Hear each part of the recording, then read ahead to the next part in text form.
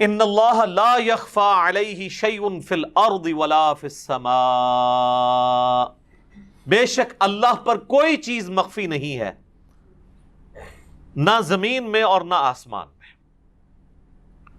هو الذی یصورکم فی الارحام، وہی ہے کہ جو تمہاری شکلیں، تمہاری تصویریں بناتا ہے تمہاری ماؤں کے رحموں میں، یوٹرس کے اندر تمہاری شکل وہ بناتا ہے۔ ظاہر ہے ماں باپ کو تو پتہ ہی نہیں ہوتا، سب کچھ اللہ کر رہا ہوتا ہے۔ کیف یشاء، جیسا چاہتا ہے وہ بنا دیتا ہے۔ جناب کوئی شخص اپنی شکل خود چوز نہیں کر سکتا، اپنے ماں باپ چوز نہیں کر سکتا اپنی مرضی سے۔ لا الہ الا ہو، نہیں ہے کوئی معبود سوائے اس کے، العزیز الحکیم، وہ غالب ہے اور حکمت والا ہے۔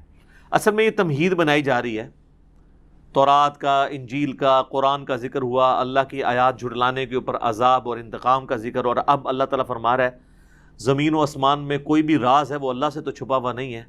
اور سب سے ایک اللہ تعالیٰ کی قدرت کا بڑا ایک نمونہ کہ اللہ تعالیٰ کروڑوں اربوں لوگوں کو پیدا کرتا ہے، ان کے ماؤں کے پیٹ کے اندر ان کی صورتیں بناتا ہے، وہ چیز بھی اللہ تعالیٰ سے پوشیدہ نہیں ہے۔ یہ تمہید بنائی جا رہی ہے کہ عیسیٰ ابن مریم بھی اللہ کی مخلوق ہے، ان کو بھی اللہ تعالیٰ نے پیدا کیا ہے۔ ایک باپ والا ایلیمنٹ ان کا مسنگ تھا، لیکن ماں کے پیٹ میں تو انہوں نے بھی اپنا وقت گزارا۔ هو الذی انزل علیک الکتاب، اب یہ سورہ آل عمران کی 7 نمبر آیت ہے، جس کے اوپر میں نے تعارف قرآن میں بھی ڈیٹیل سے ڈسکشن کی تھی، آج اتنی ڈیٹیل میں نہیں جاؤں گا۔ قرآن کے قاری کو اس آیت کا تعارف ہونا ضروری ہے، ادروائز وہ مشکل میں پڑ جائے گا۔ اللہ تعالیٰ فرما رہا ہے کہ هو الذی انزل علیک الکتاب، وہی ہے جس نے اے نبی صلی اللہ علیہ وآلہ وسلم آپ پر یہ کتاب نازل کی، منہ آیات محکمات، جس میں کچھ آیات ہیں جو محکم ہیں۔ محکم آیات کون سی ہیں؟ جن میں اللہ نے احکام واضح کیے، نماز پڑھو، زکوٰۃ دو، حج کرو، زنا سے بچو، چوری سے بچو، قتل ناحق سے بچو، یعنی جو حرام چیزیں ہیں ان سے بچنے کا حکم، اور جو فرض کی گئی ہیں آبلیگیٹری چیزیں ہیں ان کو کرنے کا حکم، وہ ہیں محکم آیات۔ اور یہی اصل یعنی جو پرپز ہے قرآن کا، وہ وہی آیات ہیں۔ ہن ام الکتاب، وہ ہے کتاب کی ماں، کتاب کی جڑ، کتاب کی اصل، یعنی جو اللہ نے انسانیت تک بات پہنچانی تھی نا، اصلی میسج وہ ہے محکمات کے اندر۔ وَأُخَرُ مُتَشَابِهَاتٍ، اور چند ایک دوسری آیات ہیں جو متشابہ آیات ہیں۔ متشابہ عربی زبان کے اندر کہتے ہیں ریزمبلنس والی چیزیں، ملتی جلتی، یعنی دنیا میں بھی آپ نے کسی چیز کو ایگزامپل دے کر سمجھانا ہوتا ہے تو ظاہر ہے کہ 100% تو آپ بالکل ریپلیکا اس کا بیان نہیں کر سکتے، لیکن ایک کوشش کرتے ہیں کہ اس سے ملتی جلتی کوئی مثال بیان کر دی جائے۔ جیسے کہ اللہ تعالیٰ نے توحید کے اعتبار سے قرآن میں کئی جگہ ایک مثال بیان کی ہے کہ ایک غلام ایسا ہے جس کا صرف ایک ہی مالک ہے، اور ایک غلام ایسا ہے جس میں کئی ایک مالک شریک ہیں۔ تو بتاؤ کون پیسفل لائف گزارے گا، وہ کہ جس کے اتنے مالک ہیں، یا وہ جس کا ایک مالک ہے؟ تو یہ مثالیں اللہ تعالیٰ بیان فرماتا ہے۔ تو متشابہات میں وہ آیات فال کرتی ہیں جو اللہ تعالیٰ کی صفات سے خصوصاً ریلیٹڈ ہے۔ مثلا قرآن میں ہے اللہ کا ہاتھ، اب اس کو کون امیجن کر سکتا ہے؟ قرآن میں واضح ہے لیس کمثلہ شیء، اللہ کی مثل تو کوئی شے ہو ہی نہیں سکتی۔ لہذا جب اللہ تعالیٰ فرما رہا ہے اللہ کا ہاتھ، یا اللہ کی پنڈلی، یا اللہ کی آنکھیں، تو اب اس کی کوئی مثال نہیں بیان کی جا سکتی۔ اسی طریقے سے جنت کی جتنی نعمتوں کا ذکر ہے وہ سمجھانے کے لیے ہے کہ فروٹ دیے جائیں گے، حوریں ہوں گی، یہ کانسیپٹ، ایک دنیا کے ساتھ اس کی ریزیمبلنس دی گئی، لیکن ایگزیکٹلی تو کوئی اسے ریپلیکا نہیں کر سکتا. تو یہ ساری آیات ہیں متشابہات. اسی طریقے سے حروف مقطعات ہیں، یہ متشابہ آیات ہیں. یہ قرآن حکیم میں جو آیات ہیں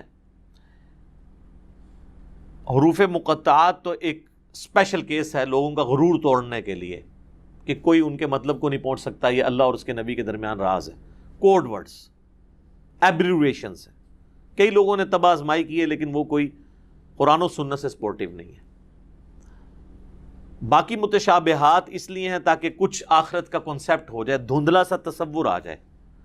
حوریں ہیں تو دنیا میں اللہ نے عورتیں رکھ دی، آخرت کے پھل ہیں تو دنیا میں اللہ نے پھل رکھ دیے.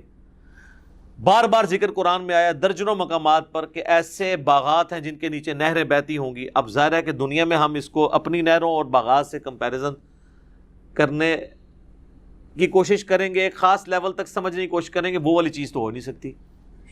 سورہ سجدہ میں آیا نا کہ ہم نے لوگوں کی آنکھوں کی ٹھنڈک ایسی چیزیں اپنی جنت میں چھپا رکھی ہیں جس کا کوئی تصور نہیں کر سکتا. بخاری مسلم میں حدیث ہے کہ نبی صلی اللہ علیہ وآلہ وسلم نے فرمایا کہ اللہ تعالیٰ فرماتا ہے میں نے اپنے بندوں کے لیے وہ نعمتیں سنبھال کر رکھی ہیں جنت میں جو نہ کسی آنکھ نے دیکھی، نہ کسی کان نے سنی، نہ کسی دل پہ اس کا کبھی گمان بھی گزرا، کھٹکا بھی نہیں گزرا. تو قرآن پڑھ کے بھی آپ ان جنت کی نعمتوں کو پھر بھی امیجن نہیں کر سکتے، ایک دھندلا سا تصور لے کے آ سکتے ہیں، اس سے زیادہ نہیں. تو یہ ہیں آیات متشابہات. اور بعض جگہ تو اللہ تعالیٰ کیٹاگوریکلی متشابہات کو مینشن بھی کر دیتا ہے، جیسے کہا گیا وَلَا تَقُولُوا لِمَن يُقْتَلُ فِي سَبِيلِ اللَّهِ أَمْوَاتٌ، مت کہو ان کو جو اللہ کی راہ میں قتل کر دیے جائیں کہ وہ مردہ ہیں، بلکہ وہ تو زندہ ہیں لیکن تمہیں ان کی زندگی کا شعور نہیں ہے. تو اب جب کہہ دیا کہ تمہیں زندگی کا شعور نہیں ہے تو یعنی نو انٹری کا بورڈ لگا دیا اللہ نے کہ بس اس کو یوں ہی سمجھنا ہے کہ وہ آخرت کی زندگی ہے، اس کا تمہیں شعور نہیں ہے. جو اللہ تعالیٰ نے شہداء کو دی ہے، پیغمبروں کو دی ہے، اپنے نیک بندوں میں جس کے لیے چاہے وہ پروٹوکول اس کا رکھ سکتا ہے. جو سنن ابی داؤد میں حدیث ہے، المصنف ابن ابی شیبہ میں بھی اس کو سپورٹیو سیدنا عمر کا قول موجود ہے کہ انبیاء کرام علیہ السلام کے جسم اپنی قبروں میں سلامت ہیں، اللہ نے حرام کیا ہے مٹی کے لیے کہ ان کے جسموں کو کھائے. یہ حدیث ہے ان اللہ حرم علی الارض ان تأکل اجساد الانبیاء، سنن ابی داؤد کے اندر یہ حدیث موجود ہے صحیح سند کے ساتھ.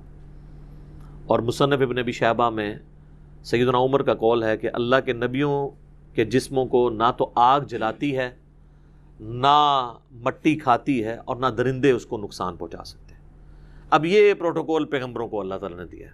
حیات النبی پہ میرا مسئلہ نمبر 5 دیکھ لیں، ایک بڑا ڈیٹیل لیکچر ہے، وہ اب میں دوبارہ سے اس پہ ڈسکشن نہیں کر سکتا. اللہ تعالیٰ جس کو بھی پروٹوکول دے. اور یہ اب جو آخرت کی زندگی ہے اس کا کوئی مثال بیان نہیں دنیا میں کر سکتا، کیونکہ دنیا کی زندگی سے مختلف ہے. میں نے اس میں بھی یہ عرض کیا تھا کہ آج بھی اگر قبر رسول کھودی جائے تو آپ صلی اللہ علیہ وآلہ وسلم کا جسم مبارک بالکل ویسے ہوگا جیسا کہ دفناتے وقت تھا، لیکن اس میں کوئی سانس نہیں چل رہی ہوگی. وہ جسم سلامت ہے، اس میں زندگی موجود ہے، لیکن بغیر سانس کے، بغیر کھائے پیے، بغیر ٹوائلٹ کے اس زندگی کا آپ تصور بھی نہیں کر سکتے. تو یہ ہے متشابہ چیزیں، اس کے پیچھے نہیں پڑنا. اللہ تعالیٰ نے فرمایا کہ جو محکم چیزیں تھیں جو میری تم سے ڈیمانڈ تھی وہ محکمات ہیں. اسی طریقے سے قرآن حکیم میں جو تقدیر سے متعلق آیات ہیں وہ متشابہ آیات ہیں.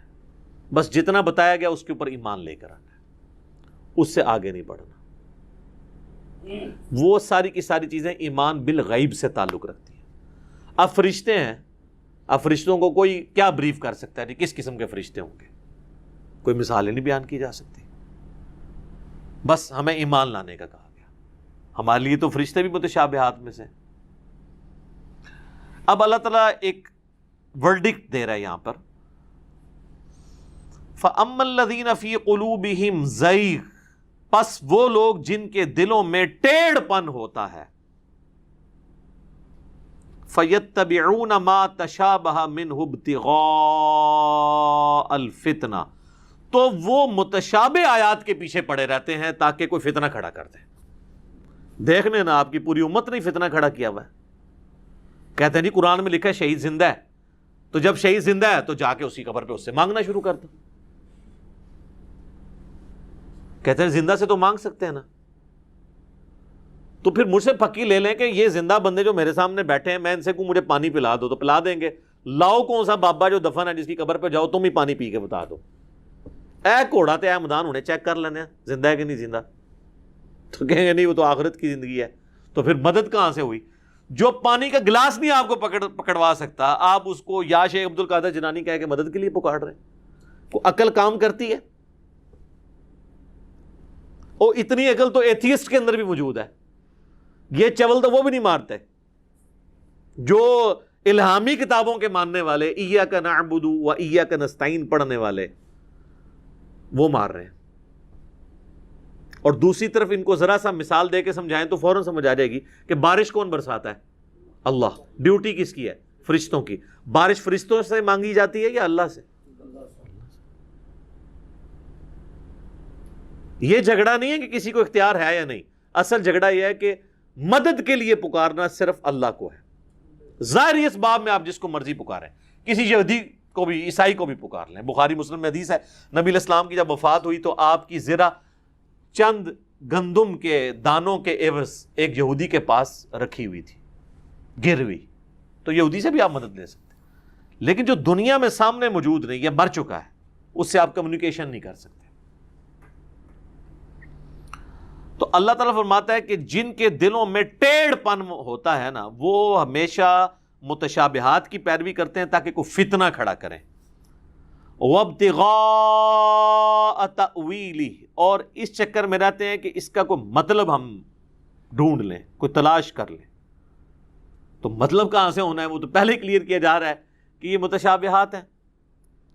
وَمَا يَعْلَمُ تَأْوِيلَهُ إِلَّا اللَّهُ، اس کی تعویل جو ہے وہ صرف اللہ جانتا ہے، یا ہم بھی جان جائیں گے آخرت میں، دنیا میں نہیں جان سکتے۔ وَالرَّاسِخُونَ فِي الْعِلْمِ، اور جو اہل علم ہے، عشق دے چلے نہیں، اہل علم، اللہ تو مانتے ہی اہل علم کو ہے۔ یقولون آمنا بہ، وہ کہتے ہیں نہیں ہم ایمان لے کر آتے ہیں ان آیات کے اوپر۔ کل من عند ربنا، یہ سب کی سب آیات ہمارے رب کی طرف سے نازل ہوئی ہیں، یعنی ہم اس چکر میں نہیں پڑھتے کہ اس کا مطلب کیا ہے، بس اللہ نے نازل کیا مان لیا۔ وما یذکر الا اولو الالباب، اور نصیحت تو حاصل نہیں کرتے مگر وہ لوگ جو عقل والے ہیں۔ عشق دے چلے نہیں سر، عقل والے۔ اس لیے کہا گیا نا انما یخشی اللہ من عبادہ العلماء، اللہ کی خشیت، اللہ کی معرفت صرف اہل علم کو ہے۔ نبی علیہ السلام کو بھی دعا جو تعلیم کی گئی وہ یہی ہے، رب زدنی علما، سورہ طٰہٰ کے اندر، اے رب میرے علم میں اضافہ کر دے۔ سنن ابن ماجہ میں حدیث ہے، نبی علیہ السلام فجر کے سلام پھیرنے کے بعد، ام سلمہ کہتی ہیں ہماری ماں کہ فجر کا سلام پھیرنے کے بعد آپ دعا مانگا کرتے تھے، اللہم انی اسألک علما نافعا ورزقا طیبا وعملا متقبلا، میں ایسا علم مانگتا ہوں جو نفع بند ہو، اور ایسا رزق مانگتا ہوں جو پاک ہو، اور ایسا عمل مانگتا ہوں جو تیری بارگاہ میں مقبول بھی ہو۔ یہ نہیں کہ عمل کر کر کے تھک جانے والے، عاملۃ ناصبہ، ایسا نہ ہو، والعیاذ باللہ تعالی۔ اچھا، تو اللہ تعالیٰ فرما رہا ہے کہ اہل علم جو ہے نا وہ کہتے ہیں ہم متشابہ آیات پہ ایمان لاتے ہیں، یعنی اس کے پیچھے نہیں پڑتے، ٹیڑھ پن کا شکار نہیں ہوتے۔ اسی کانٹیکسٹ میں ایک بخاری اور مسلم دونوں میں حدیث ہے، نبی علیہ السلام نے فرمایا جب بھی تم دیکھو کہ کوئی شخص متشابہ آیات کی تعویل کرنے کے پیچھے پڑا ہوا ہے تو سمجھ لینا کہ یہ وہی شخص ہے جس کے ٹیڑھ پن کا ذکر اللہ نے قرآن میں کر دیا ہے۔ تو یہ جتنے بھی اس طرح کی آیات کے پیچھے پڑے ہوئے ہیں نا جی، تو وہ ٹیڑھ پن کا شکار ہوئے ہیں۔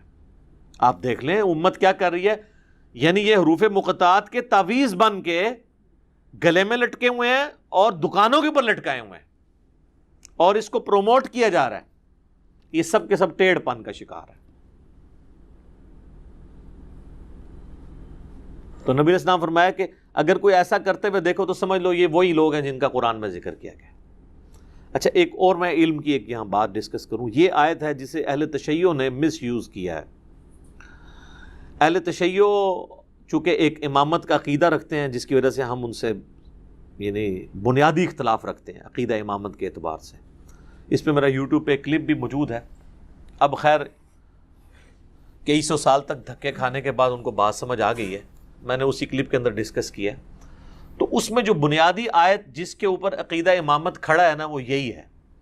وہ کہتے ہیں جو قرآن میں ہے نا کہ متشابہ آیات ہیں اور ان کی تعویل صرف اللہ جانتا ہے، تو یہاں پر آپ دیکھیں اس آیت میں وَمَا يَعْلَمُ تَأْوِيلَهُ إِلَّا اللَّهُ، الا اللہ کے بعد وقف ہے، دیکھیں آپ نے، یعنی یہاں پہ بات رک جائے گی کہ اس کی تعویل تو نہیں جانتا مگر اللہ۔ اور پھر اگلی بات ہے وَالرَّاسِخُونَ فِي الْعِلْمِ، اور جو اہل علم ہے نا وہ تو کہتے ہیں ہم ایمان لے کر آئے۔ اب وہ کیا دو نمبری کرتے ہیں، وہ عقیدہ امامت کو ثابت کرنے کے لیے بیچ میں سے وقف نکال دیتے ہیں، وہ کہتے ہیں وَمَا يَعْلَمُ تَأْوِيلَهُ إِلَّا اللَّهُ وَالرَّاسِخُونَ فِي الْعِلْمِ، متشابہ آیات کی تعویل صرف اللہ جانتا ہے اور راسخ ہیں جو اہل علم وہ جانتے ہیں۔ اور پھر وہ ائمہ اکرام کے اوپر جھوٹ مانتے ہیں علیہم السلام، وہ تو ہم بھی ان کو مانتے ہیں۔ حالانکہ اس وقت پوری دنیا میں جہاں کہیں بھی مصحف مسلمانوں کے چھپے ہوئے ہیں اس میں یہاں پہ وقف موجود ہے۔ میں نے خود ایران کے چھپے ہوئے قرآن دیکھے ہیں، اسپیشلی شیعہ کی لائبریری میں جا کے، وہاں پہ بھی یہاں پہ وقف ڈلا ہوا ہے۔ پھر میں نے وہاں ان کے علماء کو بھی کہا کہ یہ دیکھ لیں اس قرآن پہ بھی یہاں پہ وقف ہے، تو آپ کس طرح یہ اٹھو مت بیٹھو، اٹھو مت کو علیحدہ کر دیں اور بیٹھو تو مطلب کیا ہے، بیٹھ جاؤ، اور اگر اکٹھا پڑھیں اٹھو مت بیٹھو تو اس کا مطلب ہے اٹھو نہیں مت بیٹھو، اٹھو مت بیٹھو یعنی اٹھ جاؤ، بالکل الٹ ہو جائے گا۔ تو میں نے ان کو کہا کہ یہ دیکھ لیں آپ کا بھی یہ پڑا ہوا ہے۔ اچھا دوسرا میں کہتا ہوں جی آپ وقف مٹا بھی دیں، کوئی کہ جی کاتب نے بعد میں ڈال دیا ہے، قرآن کی ان آیات کا اسلوب کیا بتا رہا ہے؟ اللہ ہمارا وہ ٹیڑھے لوگ ہیں جو اس کے پیچھے پڑتے ہیں، ٹھیک ہے، اور اس کی تعویل اللہ جانتا ہے، اور اہل ایمان کہتے ہیں ہم ایمان لے کر آتے ہیں، سب چیزیں ہمارے اللہ کی طرف سے۔ یہ ان آیات کا مزاج کیا بتا رہا ہے کہ یہ تعویل صرف اللہ کے ساتھ خاص ہے۔ ان اللہ لا یخفی علیہ شیء فی الارض ولا فی السماء، یقیناً اللہ پر کوئی شے مخفی نہیں ہے، نہ آسمان کی نہ زمین کی۔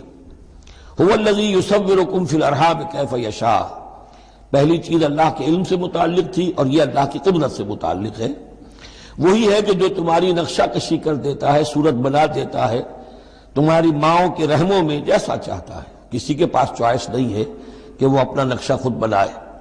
لا الہ الا هو العزیز الحکیم، اس کے سوا کوئی معبود نہیں، اور یہ کہ وہی العزیز ہے اور الحکیم ہے۔ هو الذی انزل علیک الکتاب منہ آیات محکمات ہن ام الکتاب واخر متشابہات، وہی ہے جس نے آپ پر یہ کتاب نازل فرمائی، کسی کسی جگہ انزلہ کا لفظ بھی آ جاتا ہے، اور یہ ہوتا ہے ردم کے اعتبار سے، کیونکہ قرآن مجید کی اپنی ایک ملکوتی غنا ہے، اس کی ایک موسیقی ہے، ڈیوائن میوزک ہے، تو اس میں جو ردم کے حوالے سے اگر ضرورت ہو تو یہ الفاظ ایک دوسرے کی جگہ آ جائیں گے۔ منہ آیات المحکمات، اس میں کچھ آیات تو ہیں محکم، پختہ، حکم جیسا کہ میں نے بتایا حکمت عقل کی پختگی، محکم آیت پختہ آیت جس کا مفہوم بالکل واضح ہو، جس کو ادھر سے ادھر کرنے کی کوئی گنجائش نہ ہو۔ ہن ام الکتاب، اس کتاب کی جڑ اور اساس اور بنیاد وہی ہے۔ وَأُخَرُ متشابہات، اور کچھ متشابہ ہیں کہ جن کا حقیقی اور صحیح مفہوم معین کرنا بہت مشکل ہے، بلکہ عام حالات میں ناممکن ہے۔ یہ میں تفصیل سے تعارف قرآن کے ضمن میں عرض کر چکا ہوں۔ آیات الاحکام جتنی بھی ہیں وہ سب محکم ہیں، یہ کرو یہ نہ کرو، یہ حرام یہ حلال۔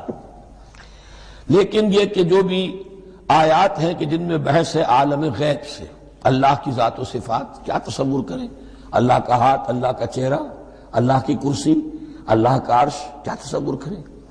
اسی طریقے سے فرشتے، عالم غیب کی شے، عالم برزخ قبر میں کیا ہوتا ہے، اسی طرح عالم آخرہ جنت اور دوزخ کی اصل حقیقتیں ہم نہیں سمجھ سکتے، اس میں ہمارے ذہن کے قریب لا کر کچھ باتیں بتا دی گئی ہیں۔ ما لا یدرک کلہ لا یترک کلہ، اجمالی تصور قائم ہو جانا چاہیے، اس کے بغیر تو راستہ سیدھا رہے گا نہیں آدمی کا، لیکن ان کی تفاصیل میں نہیں جانا چاہیے۔